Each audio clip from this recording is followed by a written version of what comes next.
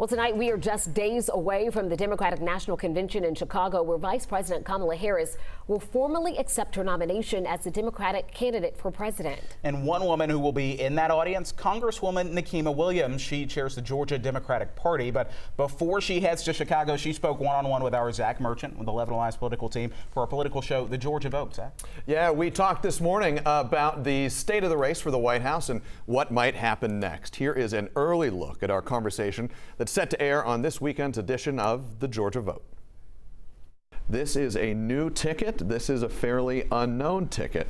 What does a Harris-Walz campaign stand for? The Harris-Walz campaign stands for freedom. When we have seen the rallies that have been held all across the country, Vice President Harris was here in Atlanta on July 30th. I remember the date because it was my birthday.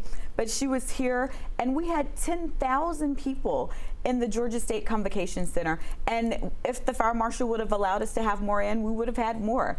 But the room, the audience there, people came because they see a vision for this country that they want to be a part of. And it's not running away from something where we're just about defeating Donald Trump, because that is always our priority. But this is a joyful campaign.